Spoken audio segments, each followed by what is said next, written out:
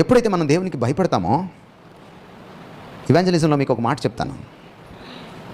మీ దేవుని శక్తిని మీరు నమ్ముకున్నప్పుడు, మీరు దేవుని శక్తికి మీరు లోబడినప్పుడు, మీ దేవుని అధికారానికి మీరు లోబడినప్పుడు, మీ దేవుని శక్తిని మీరు గుర్తించి దాన్ని అభ్యాసం చేసేటప్పుడు, ఆయన శక్తి మిమ్మల్ని ఆవహించి ఉన్నప్పుడు, మీరు లోకంలోకి వెళ్తే లోకంలో ఏ శక్తి మిమ్మల్ని ఎదుర్కోలేదు.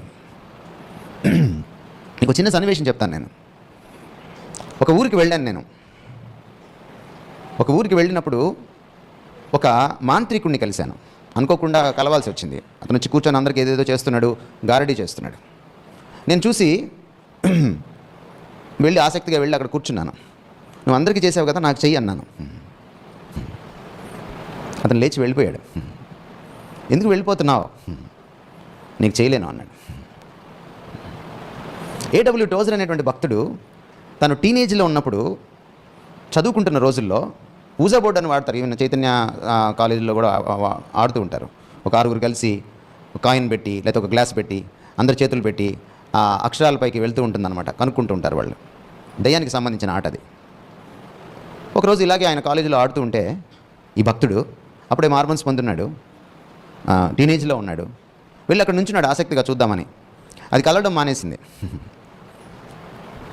కదలడం మానేసేటప్పటికి ఈయన పాపం ఆసక్తిగా చూడాలని వెళ్ళినోడికి ఇదేంటబ్బా ఈరోజు చూద్దామని వస్తే ఇది కదలట్లేదు. ఈయనకి తెలియదు, ఈయన అప్పుడే ప్రభులోకి వచ్చాడు. చుట్టుపక్కల వాళ్ళందరూ కూడా దిగ్భ్రాంతి చెంది చూస్తున్నారు. రోజు కదులుతుంది, మాకు అన్నీ చెప్తూ ఉంటుంది, ఏమైంది? దానికి ఒక లీడర్ ఉంటాడు, వాడిని అడిగారు. వాడు బెంబేలు ఎత్తిపోయి చూస్తున్నాడు. కాసేపటికి వాడికి తెలిసిందనమాట, ఆయన్ని పంపించేసే ఇక్కడ నుంచి అని చెప్తుంది కర్ణపిశాచి.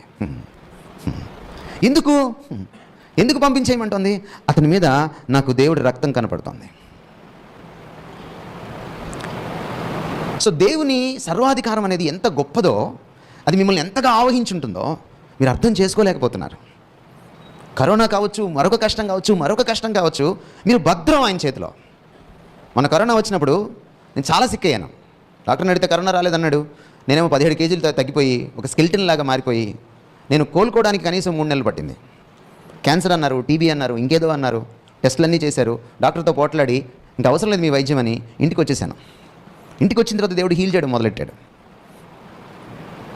భయపడలా నేను.